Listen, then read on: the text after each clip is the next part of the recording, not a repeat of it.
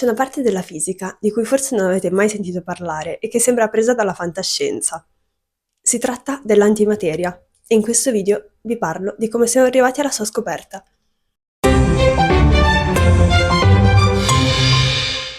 Per cominciare questa storia dobbiamo tornare negli anni 30 del secolo scorso, quando si conoscevano solo 4 particelle: il protone, l'elettrone, il neutrone e il fotone. Protone e neutrone stavano all'interno del nucleo, con degli elettroni che orbitavano intorno, mentre il fotone era il quanto di luce. Per quanto riguarda le forze, se ne conoscevano solo due: la gravità e l'elettromagnetismo. La fisica fondamentale sembrava quasi completa, anche se in realtà si sapeva che non tutto tornava. Due problemi in particolare attanagliavano i fisici. Primo, il decadimento beta, responsabile della radioattività. Nessuna delle due forze che si conosceva poteva spiegarlo. Secondo, non si capiva cosa tenesse insieme i protoni nel nucleo. La gravità era troppo piccola e l'elettromagnetismo avrebbe dovuto farli respingere. Il fatto che si fosse scoperto il neutrone pochi anni prima in realtà non migliorava questa situazione. La domanda casomai diventava: perché allora anche il neutrone dovrebbe stare in questo nucleo? Queste due domande portarono in seguito alla scoperta delle altre due forze che ancora non si conoscevano, la forza debole e la forza forte. Ma di questo parleremo in un altro video. Dalla fisica teorica, infatti, stavano emergendo altri grossi grattacapi. In questo momento, infatti, si avevano in mano due strumenti molto potenti, che erano la relatività ristretta di Einstein da una parte e la meccanica quantistica dall'altra. La meccanica quantistica aveva rivoluzionato il modo di vedere il mondo microscopico, cambiando il concetto di particelle in onde localizzate e passando da quantità continue a quantità discretizzate. Si era infatti capito che una particella era più propriamente un campo esteso nello spazio, che solo una volta chiamata a interagire o a essere misurata da noi si concretizzava in un certo punto. Inoltre si introduceva il concetto di risoluzione minima della realtà. Si capiva infatti che non era possibile misurare una quantità a qualunque valore, ma solo alcuni valori lo erano. È un po' come noi abbiamo i soldi, ma non possiamo realmente andare oltre il centesimo, non possiamo pagare una cosa 1,5 centesimi. Una cosa del genere sembra succedere in natura. La relatività ristretta invece ci dice cosa succede quando ci avviciniamo alla velocità della luce, che è la velocità limite del nostro universo. A quelle velocità lo spazio e il tempo assumono una relazione nuova, così come la massa e l'energia. È in questa teoria che c'è la famosa equazione E uguale mc quadro. Dirac aveva cercato di unire questi due pilastri della fisica di allora in un'unica equazione.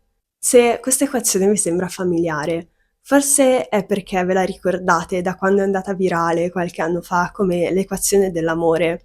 Non c'è molto romanticismo in realtà in questa equazione, però aveva preso molto piede questa interpretazione. Comunque, al momento non preoccupiamoci di cosa vogliono dire questi simboli.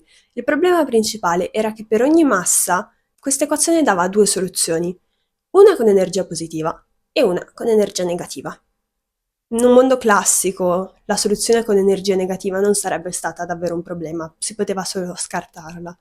Ma ora, con la meccanica quantistica, il fatto che esistesse un piano a energia inferiore voleva dire che la particella ci poteva finire. E se la particella ci poteva finire, allora ci sarebbe finita, perché un piano energetico più basso è molto più conveniente. Ecco allora che nasceva una grande domanda: perché noi vedevamo degli elettroni con energia positiva, quando in realtà tutti gli elettroni avrebbero dovuto cadere in questi piani a energia negativa? Dirac elaborò una teoria. Disse: beh, c'è un mare di elettroni che hanno coperto tutti i posti a energia negativa.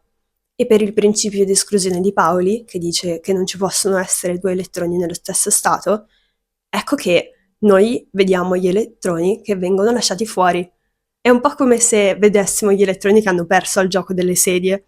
Ma Dirac dice anche molto altro. Dice: è possibile che arrivi un fotone, colpisca un elettrone del mare e in questo modo gli dia l'energia necessaria per fare il salto al livello energetico positivo. Ed ecco che allora, ok, noi vediamo l'elettrone con energia positiva, ma anche che il mare perde un'energia negativa, quindi rimane con un'energia positiva. Insomma, dice, il buco che rimane nel mare si comporterà come una carica positiva.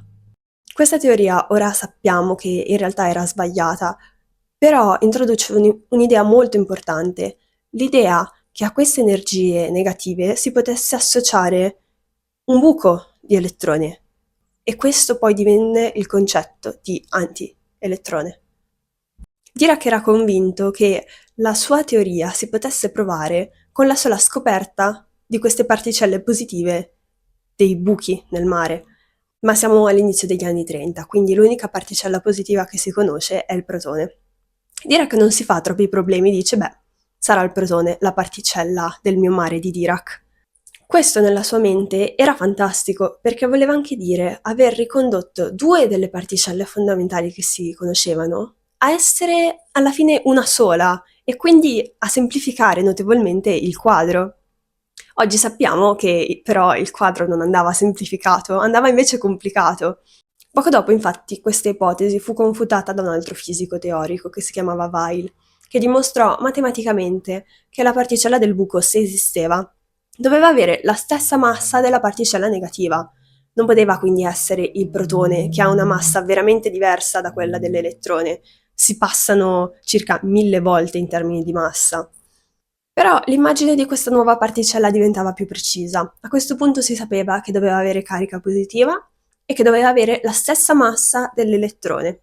E si sapeva anche che doveva essere piuttosto rara perché non si era mai vista. Rimaneva solo da trovarla. Ma come si poteva trovarla? La risposta venne dallo spazio, in un certo senso. Si era infatti già notato che esisteva questa sorta di radiazione che disturbava gli strumenti tecnologici dell'epoca. Si era cercato in tutti i modi di schermarli, ma non si riusciva a eliminare del tutto questa radiazione.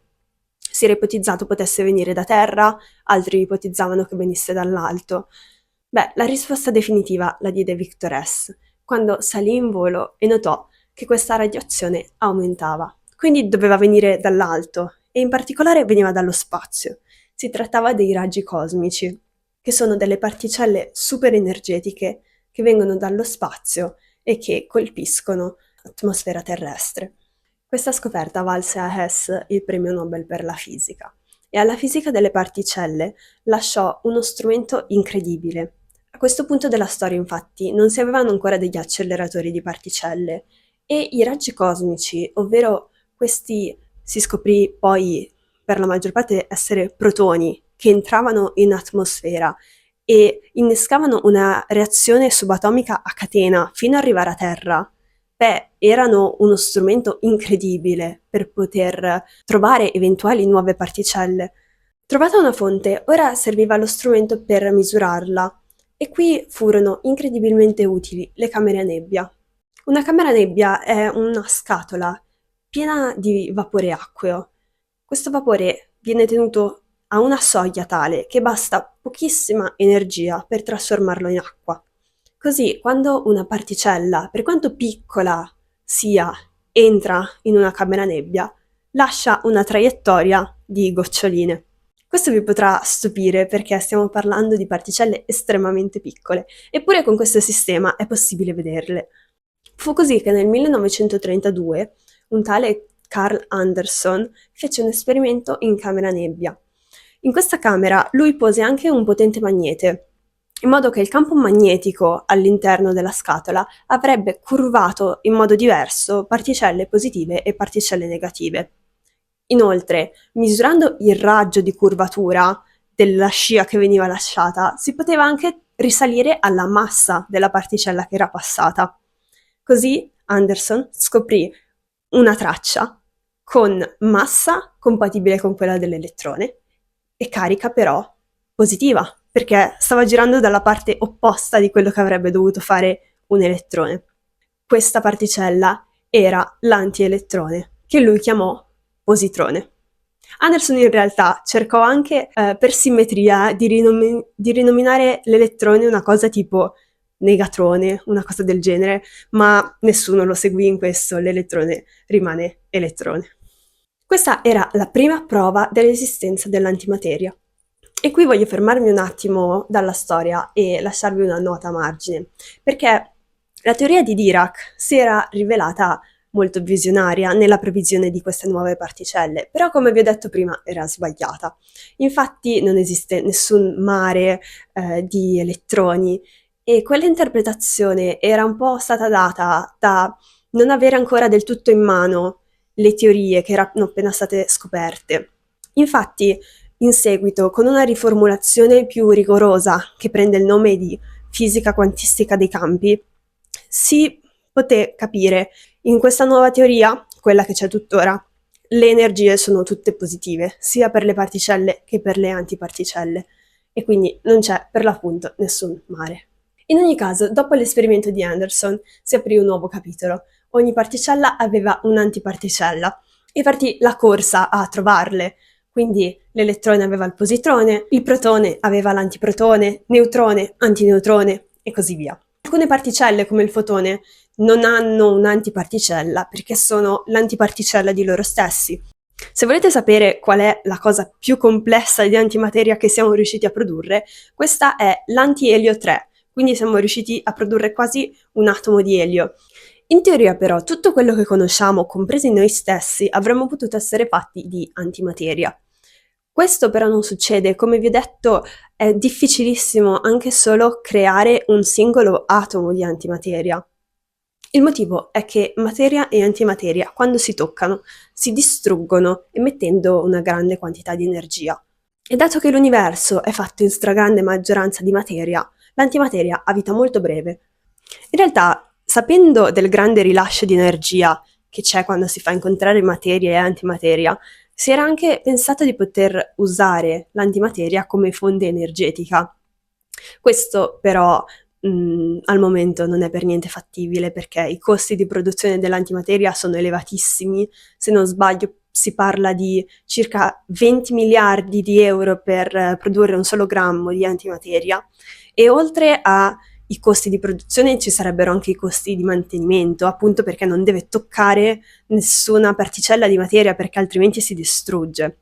Quindi potete capire che al momento questa strada per le energie rinnovabili non è molto praticabile, ma chissà, magari in futuro. Nonostante oggi comunque sappiamo moltissimo sull'antimateria, una domanda rimane ancora e non abbiamo una vera risposta. La domanda è: ma se materia e antimateria sono del tutto equivalenti, come mai la stragrande maggioranza dell'universo è fatto solo di materia? Questo è anche un problema del modello standard, che è la teoria più completa e di successo che abbiamo in fisica subatomica. Eppure non spiega come mai ci debba essere una simmetria tra materia e antimateria. Qui ci sono tre ipotesi che vanno per la maggiore.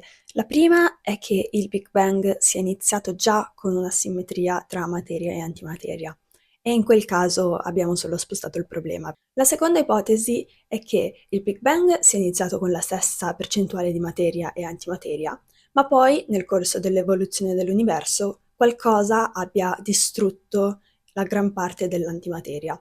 E anche in quel caso non sapremo perché. La nostra teoria non lo predice. Una terza ipotesi che secondo me è molto bella è che l'universo sia fatto da bolle di materia e bolle di antimateria e che noi viviamo in una bolla di materia. In questo caso, però, al confine tra bolle di materia e bolle di antimateria ci dovrebbero essere delle forti esplosioni che genererebbero luce che noi dovremmo vedere nel cielo.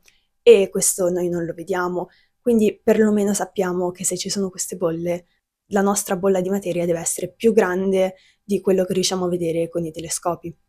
Ma con questo dubbio vi lascio, finisce il video di oggi, spero che vi sia piaciuto, vi ringrazio se siete arrivati fin qua, se avete dei dubbi o delle curiosità, delle domande, qualcosa che non si è capito potete scriverlo nei commenti.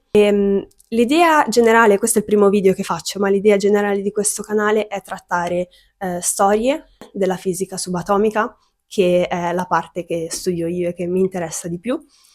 E niente, vi ringrazio ancora di essere arrivati fin qui, ciao, e smetto di parlare.